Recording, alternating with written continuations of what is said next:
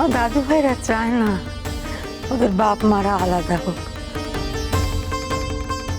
তাই ওদের ব্যবস্থা ওরাই করে নিল। কেমন দেখলে?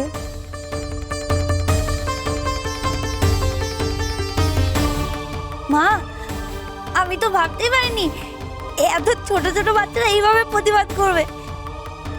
কি সুন্দর প্রতিবাদ করলো দেখলেন? হ্যাঁ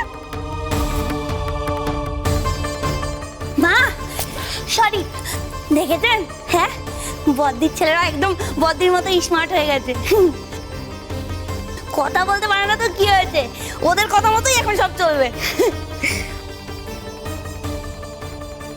ওরে দুষ্টু সোনারা, তোরা তো দিনে ডাকাতি করে ফেললি। আমরা চেষ্টা করেও যা করতে পারলাম না, তোরা এক চান্সে করে ফেললি। খুব ভালো করেছিস।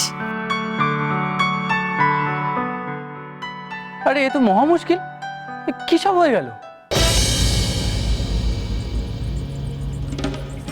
এই রে, এ তো একেবারে 12টা বাজিয়ে দিয়েছে।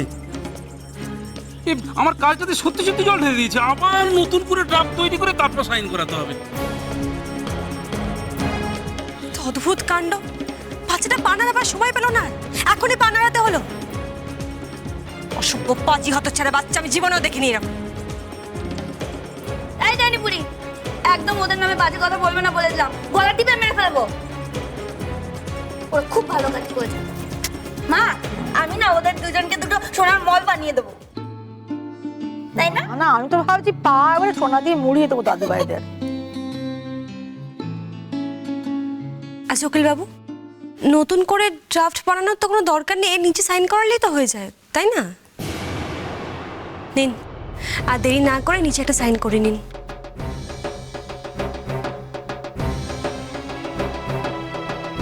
তো আপনাকে দিয়ে কিচ্ছু হবে না।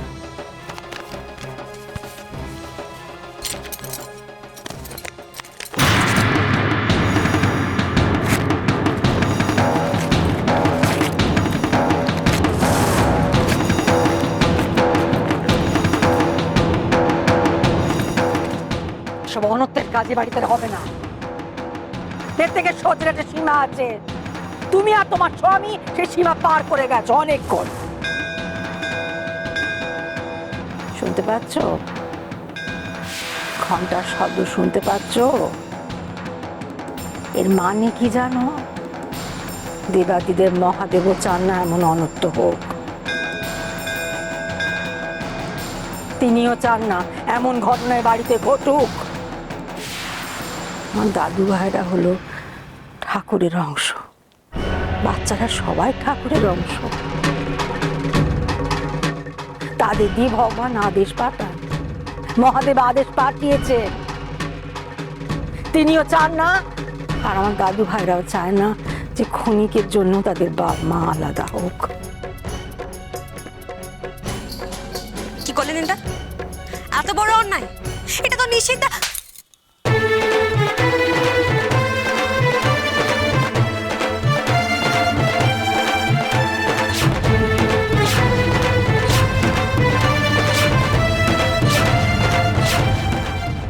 সর্বনাশ, মা আবার খেপে গেছে। আর দেখতে হবে না। আপনি আবার বাড়াবাড়ি করছেন। ডায়না, আমার মনে হয় এবার তোমার থেমে যাওয়ার সময় হয়েছে। নাহলে আমাকে এমন কিছু বলতে বাধ্য করো না যেটা যেটা খুব একটা শোভনীয় নয়। আমার সেটা বলতেও খারাপ লাগবে, তোমার শুনতেও খারাপ লাগবে। তাই তুমি এবার চুপ করে গেলেই ভালো হয়। আর একটা কথা স্পষ্ট করে শুনে রাখো, আমি আমার স্ত্রীকে প্রাণের থেকেও বেশি ভালোবাসি।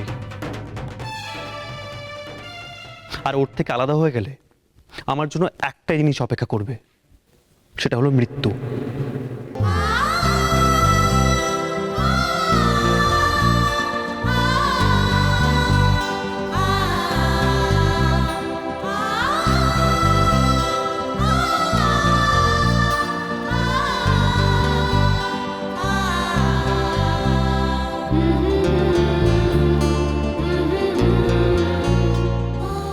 আমি যা ভুল করার করেছি, কিন্তু এখন আর করতে চাই না। মা বাবা ঠিকই বলেন, আমাদের দুজনে জুটি বিধাতা ঠিক করে দিয়েছেন, আর সেটা কেউ খণ্ডাতে পারবে না। তুমি তো হাজার চেষ্টা করলেও পারবে না। সুতরাং শুধু শুধু নিজের শক্তির অপচয় করো না। বিধাতার লিখন পাল্টানোর চেষ্টা করো না ডায়না। সেটা পাল্টাতে গেলে কত বড় সাজা পেতে হয় সেটা আমি আমার নিজের জীবন দিয়ে বুঝেছি। কিন্তু আজ আমি বুঝেছি আমার নিঃশ্বাসে প্রশ্বাসে, আমার প্রতিটি রক্তবিন্দুতে আমার স্ত্রী ছাড়া আর কারোর অধিকার নেই, ছিল না, থাকবে না।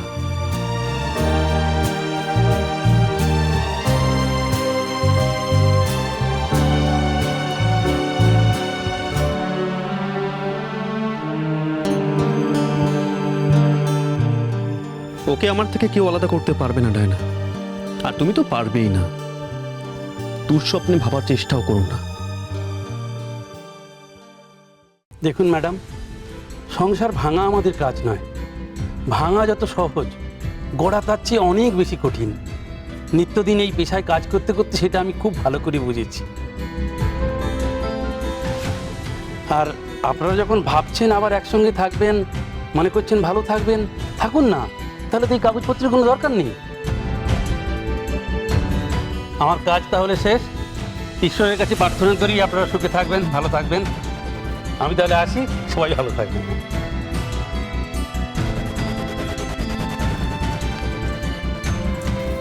তুমি আ করে কি দেখছো? নাটক হচ্ছে এখানে? কিছু করো, সব তাস হাত থেকে বেরিয়ে গেল তো। আমি বলি কি ডায়না, ওরা থাক না ওদের মতো। আমার না আর অশান্তি ভালো লাগছে না। শোনো না, তুমিও আমাদের ছেলেকে ফিরিয়ে আনো না, আমরাও আবার ভালো থাকি সেই আগের মতো। সব কটা অপদার্থ, কেউ কিচ্ছু করবে না। সব কটা ভীতু, যা করার আমাকে একাই করতে হবে। কিরে দে বল, এবার বুঝতে পারছিস তো সংসারের সোনা দানা হিরে জহরত এ সব কিছুর থেকে দামি হলো ভালোবাসা। কিছু না পেলেও জীবনটা চলে যায়, কেটে যায়, কিন্তু ভালোবাসা ছাড়া বাঁচা যায় না। আর তুই তোর ওই বউয়ের পাল্লায় পড়ে নিজেকে না শুধরে দিনের পর দিন বউ যা বলে গেছে তুই তাই করে গেছিস, ভালোবাসা হারিয়েছিস। কি আর বলবো বল? হ্যাঁ, এই দেখ, একে বলে ভালোবাসা। তোর কপাল নেই তাই ভালোবাসা পাসনি। তুই যদি সত্যি ভালোবাসা পেতি না, তোর জীবনটা বদলে যেত। সবার সঙ্গে ভালোবেসে এই জীবনটা কাটাতে পারতি, এই সংসারে সবাইকে নিয়ে সুখে থাকতে পারতি তুই। তোদেরকে আর কেউ আলাদা করতে পারবে না, কেউ না। এই জন্মে তো নয়, 7 জন্মেও না। তোদের বিধাতা 7 জন্মের বাঁধনে বেঁধে ফেলেছে। কি করছো? কি বাচ্চা কোলে? না, আরে দাদু ভাইরা কোলে। আর চিনতে নেই, বুঝলে, সব বাঁধা আমাদের কেটে গেছে। তোরা যে আবার এক হয়েছিস, এটাই আমার শান্তি। এখন আমি মরলেই বাকি, বাঁচলেই বাকি। না বাবা, মরার কথা তোমরা বলো না। এখনো তোমরা অনেক দিন বাঁচবে, এরকম বলো না।